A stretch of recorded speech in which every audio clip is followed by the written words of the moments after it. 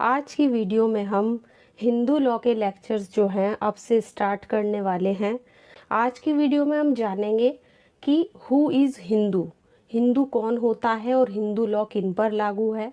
और हिंदू लॉ आपका family law में आता है, पर्सनल लॉ है। तो ये सारी बातें आज हम हिंदू लॉ के इंट्रोडक्शन में जानने वाले हैं। सबसे पहले इस लॉ के बारे में कुछ इम्पोर्टेंट पॉइंट्स जानेंगे। इस लॉ की बात अगर हम करें हिंदू लॉ की, तो ये भी आपका मुस्लिम लॉ की तरह एक पर्सनल लॉ के अंदर ही आता है। दो फैमिली लॉ होते हैं, एक होता है आपका मुस्लिम लॉ जो मुस्लिम्स पर लागू होता है, और दूसरा होता है आपका हिंदू लॉ जो हिंदुओं पर लागू होता है। बाकी अभी हम देखेंगे कि हिंदू लॉ किन किन पर लागू होता है। तो सबसे पहले अगर बात करें हम व्यक्तिगत विधि की, तो हिंदू लॉ एक व्यक्तिगत विधि है, एक पर्सनल लॉ है। पर्सनल लॉ का मतलब क्या होता है? तो एक ऐसा लॉ होता है जो एक पर्टिकुलर रिलीजन यानी एक विशेष धर्म के ऊपर ही अप्लाई होता है। जैसे मुस्लिम्स के लिए मुस्लिम लॉ बनाया गया है, ऐसे ही हिंदुओं के लिए हिंदू लॉ बनाया गया है, या क्रिश्चियंस के लिए क्रिश्चियन लॉ। तो जो भी किसी पर्टिकुलर रिलीजन के ऊपर जो लॉ लागू होता है या अप्लाई होता है, उसको बोलते हैं हम पर्सनल लॉ या व्यक्तिगत विधि। अब अगर बात करें हिंदू लॉ किस लॉ की ब्रांच मानी जाती है, तो हिंदू लॉ जो है वो आपके सिविल लॉ की ही ब्रांच मानी जाती है, जिस तरीके से हमने मुस्लिम लॉ की शुरुआती वीडियो में समझा था। दूसरा है हिंदू लॉ लागू किस पर होता है, तो हिंदू जो लॉ है वो इंडिया में रहने वाले हिंदूज पर लागू होता है। हालांकि ये किस किस पर लागू होगा ये भी हम आगे समझेंगे वीडियो में। इसके अलावा सबसे इम्पॉर्टेंट बात, जो हिंदू लॉ है वो आपका कोडिफाइड है।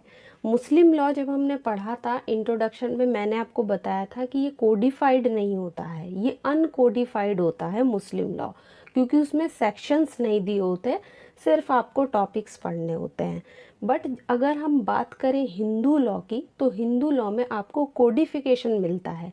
किस तरीके से मिलता है, किस तरीके से सेक्शंस मिलते हैं, तो हिंदू लॉ में हम ये 4 मेजर एक्ट हमें पढ़ने होते हैं, जिसमें आपका आता है हिंदू मैरिज एक्ट 1955, हिंदू दत्तक ग्रहण यानी कि अडॉप्शन और मेंटेनेंस एक्ट 1956, हिंदू अप्राप्तवयता संरक्षकता अधिनियम यानी कि माइनॉरिटी से रिलेटेड और गार्जियनशिप से रिलेटेड, और चौथा आता है हिंदू सक्सेशन एक्ट जो उत्तराधिकार के संबंध में प्रावधान करता है।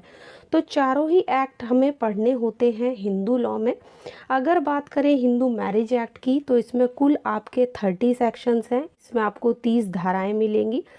इसके अलावा हिंदू एडॉप्शन एक्ट की अगर बात करें, तो इसमें भी आपको 30 सेक्शंस मिलेंगे। हिंदू माइनॉरिटी और गार्जियनशिप एक्ट की बात करें, तो ये बहुत ही छोटा सा एक्ट है, इसमें केवल आपको 13 सेक्शंस मिलेंगे। और हिंदू सक्सेशन एक्ट, इसमें आपको वैसे तो 31 सेक्शन मिलेंगे, बट एक सेक्शन रिपील किया हुआ है, तो इसमें भी आपको 30 सेक्शंस ही मिलेंगे। तो इस तरीके से इन 4 एक्ट को हमें पढ़ना होता है जब हम हिंदू लॉ पढ़ते हैं, और क्वेश्चंस भी इन 4 एक्ट से ही आते हैं। तो इन चारों एक्ट में जो भी इम्पोर्टेंट टॉपिक्स होंगे उनको हम एक एक वीडियो में जो है आने वाली वीडियोस में एक एक करके डिस्कस करेंगे।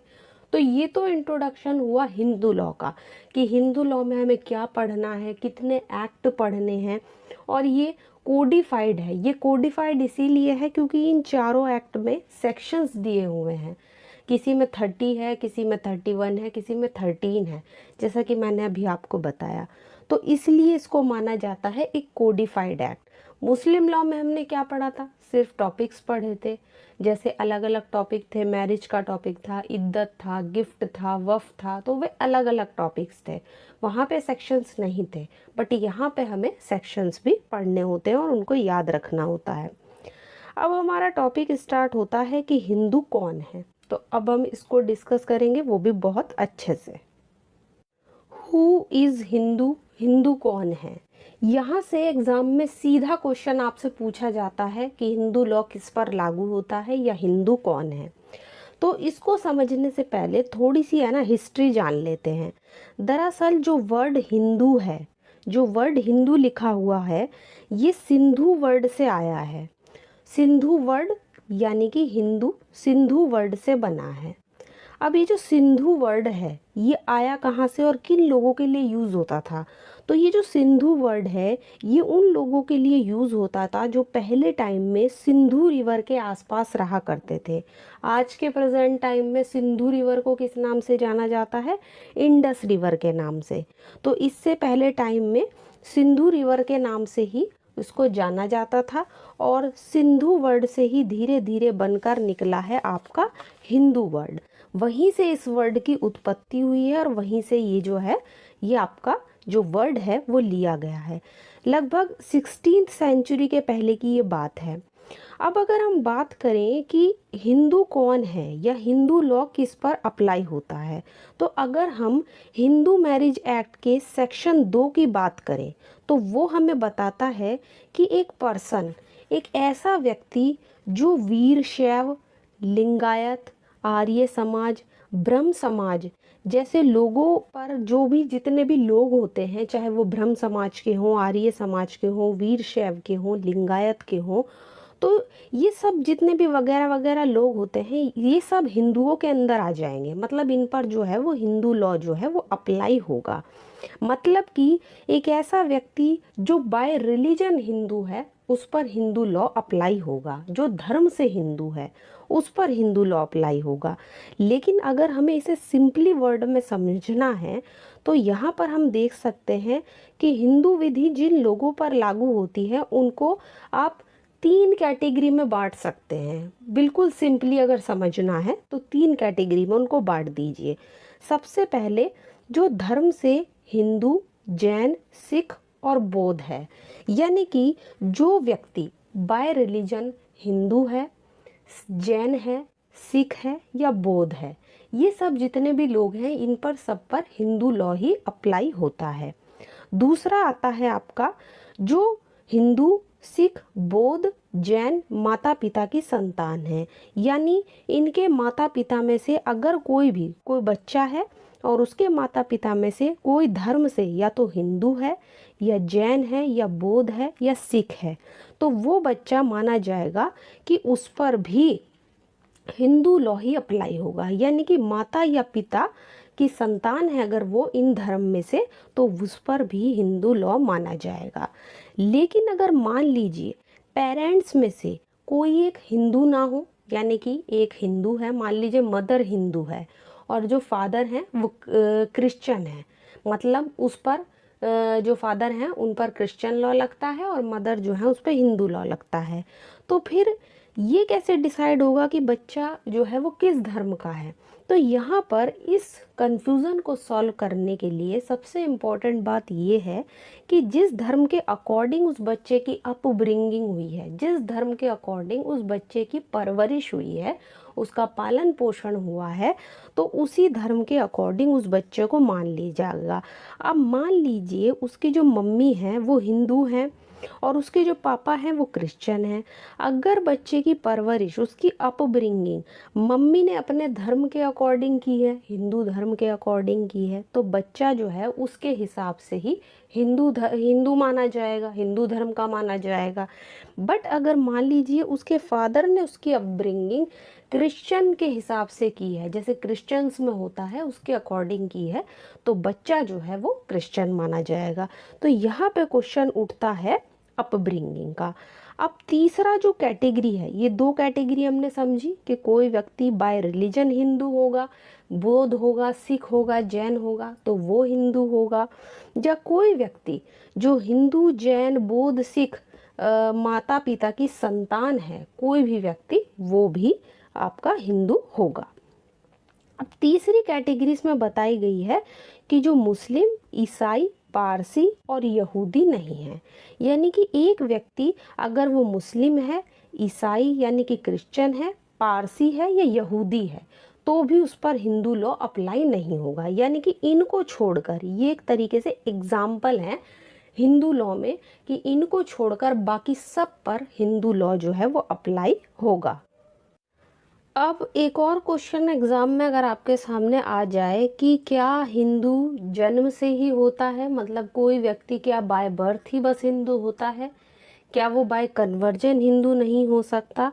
तो इस क्वेश्चन का आंसर है ऐसा नहीं है। क्योंकि अगर कोई पर्सन बाय कन्वर्जन यानी कि धर्म परिवर्तन से भी हिंदू हो सकता है, और ऐसा कई सारे केसेस में हम देख चुके हैं। और लेकिन जहाँ तक हम अगर कन्वर्जन की बात करते हैं, धर्म परिवर्तन की बात करते हैं, तो अगर कोई पर्सन अपने कंडक्ट से, अपने आचरण से ये शो करता है कि वो हिंदू है, तो वो हिंदू ही कहलाएगा। अब ऐसा हम आगे वाले जो केस लॉज हैं इनमें डिस्कस करेंगे। तो चलिए अपने इस टॉपिक को अच्छे से समझने के लिए अब केस लॉज डिस्कस कर लेते हैं। सबसे पहला केस आता है इसी टॉपिक से रिलेटेड, रानी भगवान कौर वर्सेस जेसी बोस। इस केस में कोर्ट ने सिंपली ये कह दिया था कि मान लीजिए अगर कोई व्यक्ति हिंदू धर्म के मूल सिद्धांतों की से विमुख होता है, मतलब जो भी हिंदू धर्म में जो भी सिद्धांत हैं, जो भी हिंदू लॉ के प्रिंसिपल्स हैं, अगर हिंदू धर्म के प्रिंसिपल्स को कोई व्यक्ति अपने जीवन में फॉलो नहीं करता है या हिंदू धर्म की निंदा करता है, मतलब धर्म के बारे में कुछ बुरा भला बोलना, तो ऐसा करने से ही क्या कोई व्यक्ति अहिंदू हो जाएगा? मतलब आप उसको ये कहोगे कि अब तो ये हिंदू रहा ही नहीं, इसने तो बुरा भला बोला है अपने ही धर्म के बारे में। तो ऐसा नहीं है। कोर्ट ने इस केस में सिंपली ये कह दिया कि नहीं, अगर कोई व्यक्ति अपने धर्म के बारे में ऐसे ही बुरा भला बोलता है या हिंदू धर्म की निंदा करता है, तो भी वो ऐसा नहीं माना जाएगा कि अब वो हिंदू नहीं रहा, वो फिर भी हिंदू ही कहलाएगा।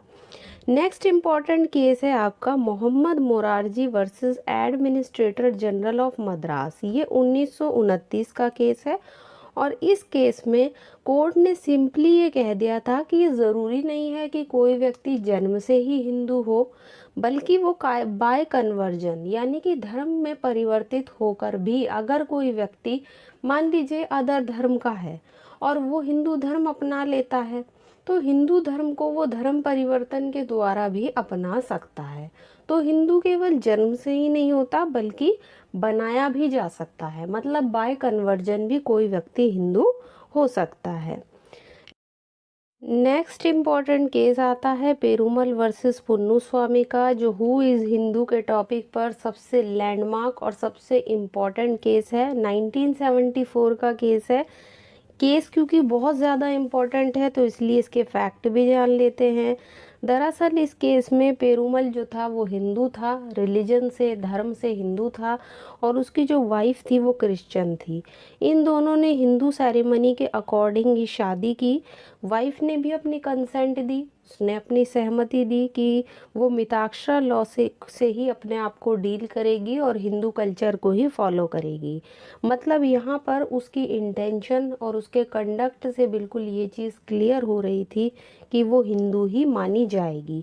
अब बाद में दोनों का जब सेपरेशन होने लगा, मतलब दोनों अलग अलग होने लगे, तो जो उनका दोनों का बच्चा था, जो बच्चा था उनका, वो चला गया मम्मी के साथ, मतलब अपनी माँ के साथ बच्चा चला जाता है, और माँ उसकी जो परवरिश है, उस बच्चे की जो अपब्रिंगिंग है, वो हिंदू कल्चर के अकॉर्डिंग ही करती है। तो भले ही वो पहले क्रिश्चियन थी, लेकिन बच्चे की परवरिश उसने कैसे की? हिंदू कल्चर के अकॉर्डिंग की। तो जब बाद में बच्चे ने अपने पिता पेरूमल पर जो आपकी जो जॉइंट फैमिली प्रॉपर्टी थी, मतलब जो संयुक्त परिवार में, हिंदू संयुक्त परिवार में जो प्रॉपर्टी निकलती थी पिता की, उसी में बच्चे ने हिस्सा लेने के लिए पिता पर जो है वो वाद दायर किया, केस फाइल किया। अब पेरूमल ने अपने बचाव में कहा कोर्ट में कि ये जो बच्चा है और इसकी जो माँ है, ये दोनों ही क्रिश्चियन हैं, इसलिए जो उनकी शादी है जो पहले हुई थी वो वैलिड नहीं है। लेकिन कोर्ट ने इस बात को बिल्कुल जो है उसकी नागवार कर दिया, और कोर्ट ने ये कहा कि वाइफ जो थी उसके कंडक्ट से ही बिल्कुल ये सिंपली शो हो रहा था कि वो जो है हिंदू धर्म को ही अपना चुकी थी। बच्चे की परवरिश, उसकी अपब्रिंगिंग भी उसने हिंदू धर्म के अकॉर्डिंग ही की, हिंदू धर्म को ही उसने फॉलो किया। इसलिए कोर्ट ने जजमेंट दिया बेटे के पक्ष में, यानी पेरूमल के जो बच्चा था उसने जो अपने पिता पर प्रॉपर्टी के लिए जो केस फाइल किया था, बच्चे के पक्ष में ही जजमेंट दिया गया कोर्ट का। अब सुप्रीम कोर्ट ने एक बात और कही, उन्होंने कहा कि मान लीजिए अगर ये चीज़ प्रूव हो जाती है, ये बात सिद्ध हो जाती है कि किसी व्यक्ति ने हिंदू धर्म अपनी इच्छा से, अपनी मर्जी से अपना लिया है, तो और जो हिंदू हैं उन्होंने उनसे अपना मेंबर, अपना सदस्य स्वीकार कर लिया है, तो वो हिंदू ही कहलाएगा। तो यहाँ पर जो वाइफ थी पेरुमल की, उसने अपनी कंसेंट दी थी और बिल्कुल जो उसकी इंटेंशन थी, जो उसका कंडक्ट था, उससे बिल्कुल शो हो रहा था कि वो हिंदू धर्म को ही अपनाना चाहती है, हिंदू कल्चर को ही अपनाती है। उसी के हिसाब से उसने बच्चे की परवरिश की, तो इस हिसाब से यहाँ पर उसको हिंदू ही माना गया। तो सिंपली ये बहुत ही लैंडमार्क केस है पेरुमल वर्सेस पुन्नू स्वामी का, और बहुत ही इम्पोर्टेंट केस है। आज की वीडियो में हमने इसको बहुत अच्छे से इसीलिए समझा ताकि अगर कभी एग्ज़ाम में क्वेश्चन आ जाए तो आप इजीली उसको फ्रेम कर सको।